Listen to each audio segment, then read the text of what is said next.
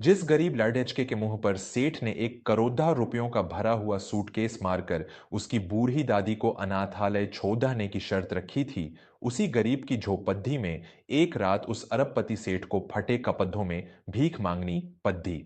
नमस्कार दोस्तों, मैं हूं विवेक वर्मा और वर्मा स्टोरीज के इस नए अंक में आपका हृदय से स्वागत करता हूं। अक्सर इंसान जब दौलत के नशे में अंधा हो जाता है तो उसे लगता है कि दुनिया की हर चीज, हर रिश्ता और हर भावना को रुपयों की तराजू पर तौला जा सकता है। लेकिन समय का पहिया जब घूमता है तो वह सबसे बड़े धनवान को भी यह सिखा देता है कि असली दौलत तिजोरियों में नहीं बल्कि संस्कारों और परिवार के प्रेम में बसती है। आज की कहानी उसी अहंकार के टूटने और एक गरीब के उस स्वाभिमान की गाथा है जिसने रुपयों के गुरूर को आंसुओं में डुबो दिया। तो आइए इस मर्मस्पर्शी कहानी की शुरुआत करते हैं। पहाड़ियों से घिरे एक शांत और सुंदर कस्बे रूपनगर में नंद किशोर नाम का एक युवक रहता था। नंद किशोर पेशे से एक लकद्दी का कारीगर था।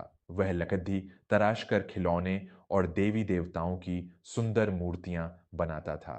उसके परिवार में केवल उसकी 75 वर्षीय बूढ़ी दादी सुभद्रा देवी थीं। नंद किशोर के माता पिता का देहांत तब हो गया था जब वह बहुत छोटा था। सुभद्रा देवी ने ही लोगों के घरों में बर्तन मांजकर और चक्की पीसकर अपने पोते को पाला था। नंदकिशोर और उसकी दादी कस्बे के बाहरी छोर पर एक बहुत ही पुरानी खपरैल वाली कुटिया में रहते थे।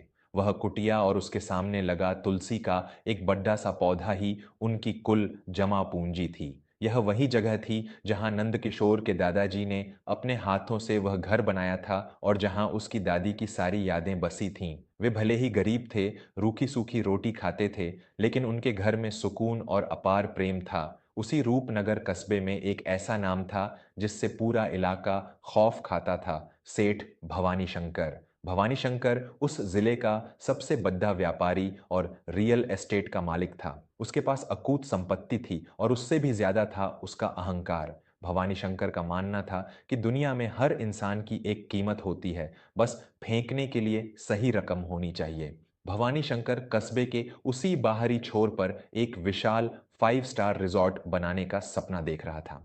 उसने आसपास की सारी जमीनें या तो खरीद ली थीं या डरा धमकाकर हथिया ली थीं, लेकिन उसके उस भव्य रिजॉर्ट के मुख्य द्वार के ठीक बीचों बीच नंद किशोर की वह पुरानी कुटिया आ रही थी। भवानी शंकर के मुनीम ने कई बार नंद किशोर को मुंह मांगी कीमत का लालच दिया, लेकिन नंद किशोर ने हर बार विनम्रता से मना कर दिया।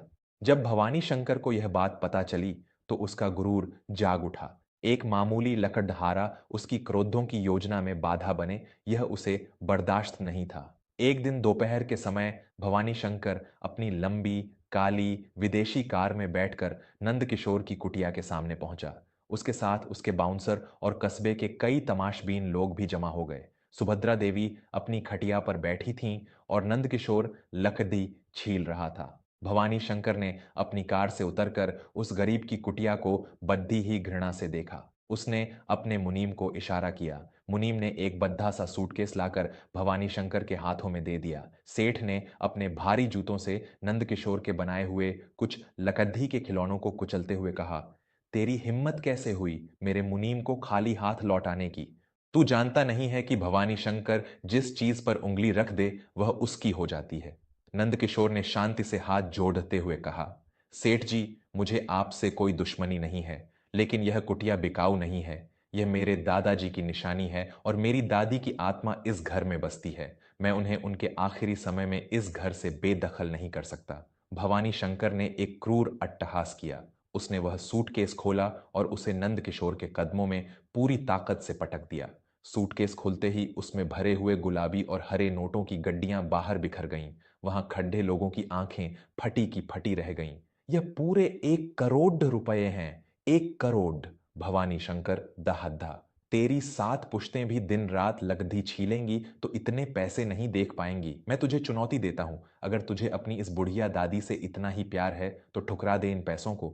और अगर इन पैसों की चमक तेरे लालच को जगा रही है तो उठा ले इन्हें, लेकिन मेरी एक शर्त है।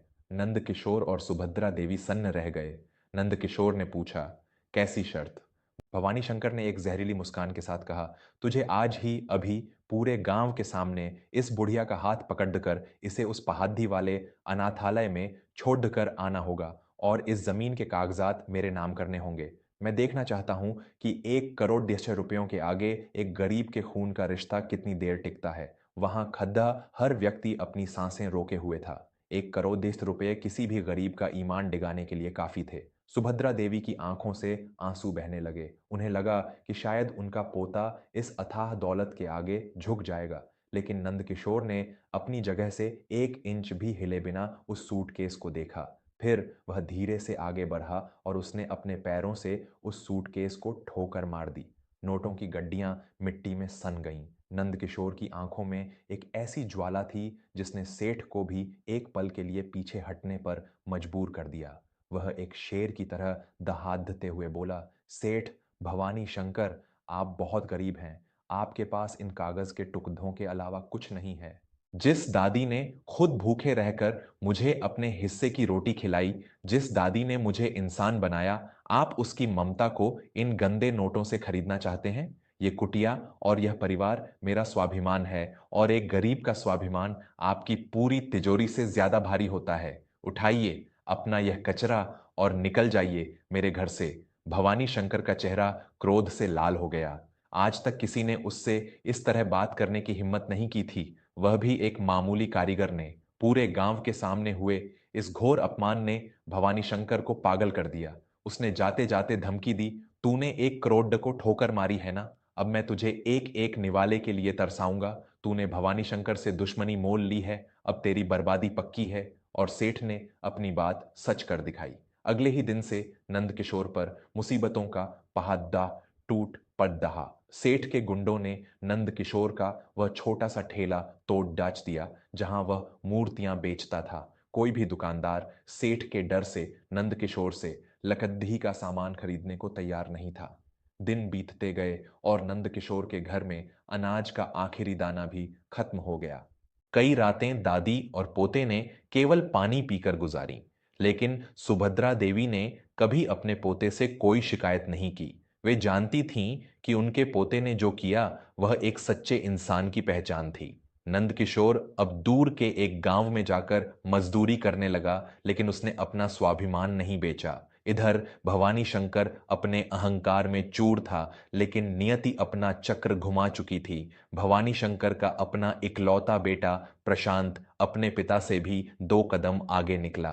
प्रशांत को हमेशा लगता था कि उसका पिता बहुत पुराने ख्यालों का है और वह व्यापार को सही से नहीं संभाल पा रहा है। प्रशांत ने एक बहुत ही खौफनाक साजिश रची। उसने अपने पिता को नींद की गोलियां देकर एक झूठे मानसिक बीमारी के कागज पर हस्ताक्षर करवा लिए। इसके बाद उसने कंपनी के वकीलों से मिलकर सारी संपत्ति, सारे बैंक खाते और वह आलीशान बंगला अपने नाम कर लिया। करीब 6 महीने बाद दिसंबर की एक बेहद सर्द और बर्फीली रात थी। ठंडी हवाएं हड्डियों को चीर रही थीं। उसी रात प्रशांत ने अपने पिता भवानी शंकर को उसी के घर से धक्के मारकर बाहर निकाल दिया। भवानी शंकर, जो अपने रेशमी बिस्तरों के बिना नहीं सोता था, आज सड्डी दियाचकों पर था। उसने अपने बेटे के पैरों में गिरकर मिन्नतें की, लेकिन प्रशांत ने दरवाजे बंद कर लिए। इस गहरे सदमे और कड्डे धाके की ठंड के कारण भवानी शंकर को उसी रात लकवा मार गया। उसके शरीर का बायां हिस्सा काम करना बंद कर चुका था। वह घिसटता हुआ, भीख मांगता हुआ कस्बों की सड़कों पर दर दर भटकने लगा। जिस इंसान के पीछे कारों का काफिला चलता था, आज उसे कोई एक कंबल देने वाला भी नहीं था। 2 दिन तक वह भूखा प्यासा कड़ाके की ठंड में एक कचरे के ढेर के पास पद्धा रहा। उसकी सांसें उखड़ाने लगी थीं। तीसरी रात जब नंदकिशोर अपनी मजदूरी करके वापस लौट रहा था, तो उसकी नज़र उस कचरे के ढेर के पास पद्धे एक बुजुर्ग पर पधी। वह इंसान ठंड से सिकुड़ कर गठरी बन चुका था और उसके मुंह से कराहने की आवाजें आ रही थीं। नंदकिशोर दौड़कर उसके पास पहुंचा। उसने जब उस बुजुर्ग का चेहरा देखा तो उसके कदम ठिठक गए। वह कोई और नहीं बल्कि रूपनगर का सबसे बड़ा रईस सेठ भवानी शंकर था। वही इंसान जिसने नंदकिशोर को बर्बाद करने में कोई कसर नहीं छोड़ी थी। नंदकिशोर के मन में एक पल के लिए पुराना गुस्सा जाग उठा, लेकिन अगले ही पल उसे अपनी दादी के संस्कार याद आए। वह उस ठंड में तड़ ढैपते हुए इंसान को मरने के लिए नहीं छोड़ दे सकता था। नंद किशोर ने अपनी फटी हुई चादर उस सेठ पर डाली, उसे अपने मजबूत कंधों पर उठाया और उसी पुरानी कुटिया की ओर चल पड़ा रहा जिसे भवानी शंकर कभी मिट्टी में मिलाना चाहता था। कुटिया में पहुंचकर नंद किशोर ने सेठ को चूल्हे की आग के पास लिटाया। सुभद्रा देवी ने जब अपने सबसे बद्ध दुश्मन को इस दयनीय हालत में देखा तो वे भी हैरान रह गईं। लेकिन एक मां का हृदय कभी कठोर नहीं हो सकता।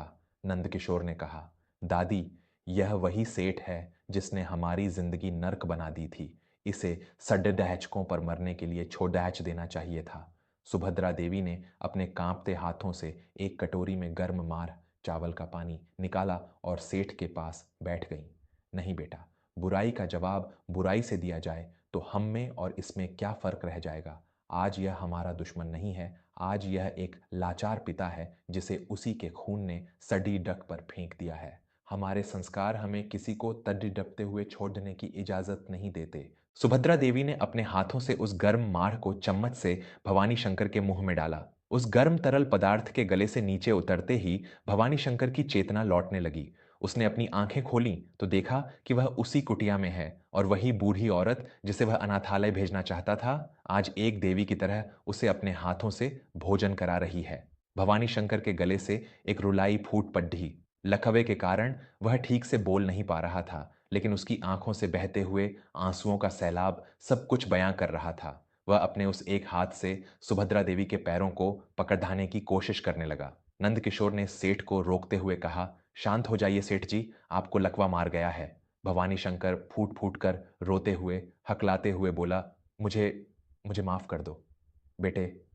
मैं मैं अंधा हो गया था। मैंने मैंने तुम्हें एक क्रॉडदैट का लालच देकर तुम्हारी दादी का प्यार तौलना चाहा था, लेकिन लेकिन मेरी खुद की दौलत मेरे बेटे का प्यार नहीं खरीद सकी। उसने उसने मुझे कोड्ढे की तरह फेंक दिया।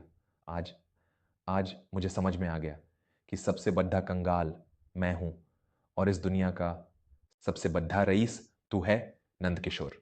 उस रात उस गरीब की झोपड़ी में एक ऐसा हृदय परिवर्तन हुआ जिसे दुनिया की कोई दौलत नहीं खरीद सकती थी। भवानी शंकर कई महीनों तक उसी कुटिया में रहा। सुभद्रा देवी और नंदकिशोर ने बिना किसी स्वार्थ के उसकी सेवा की। बाद में जब गांव वालों और पुलिस को प्रशांत की इस करतूत का पता चला तो पुलिस ने प्रशांत को गिरफ्तार कर लिया और भवानी शंकर की सारी संपत्ति उसे वापस मिल गई। लेकिन भवानी शंकर अब वह पुराना अहंकारी सेठ नहीं रहा था। उसने अपनी सारी संपत्ति का एक बड़ा हिस्सा अनाथालयों और वृद्धाश्रमों के नाम कर दिया और जिस जगह पर वह अपना 5 स्टार रिजॉर्ट बनाना चाहता था, वहां उसने सुभद्रा देवी के नाम से एक बड़ा सा अस्पताल बनवाया जहां गरीबों का मुफ्त इलाज होता था। भवानी शंकर ने नंद किशोर को अपना धर्मपुत्र मान लिया और अपनी बाकी की जिंदगी उसी पुरानी कुटिया के आंगन में सुभद्रा देवी के साथ भजन सुनते हुए बिता दी। दोस्तों, जीवन में पैसा बहुत कुछ हो सकता है, लेकिन पैसा सब कुछ नहीं होता। जो रिश्ते निस्वार्थ प्रेम, त्याग और सम्मान की नींव पर खड़े होते हैं, उन्हें दुनिया की कोई भी करेंसी नहीं खरीद सकती। बुराई को हमेशा भलाई से ही जीता जा सकता है, ठीक वैसे ही जैसे घने अंधकार को एक छोटा सा दिया चीर देता है। आपको नंदकिशोर और उसकी दादी का यह फैसला कैसा लगा? क्या वे सही थे?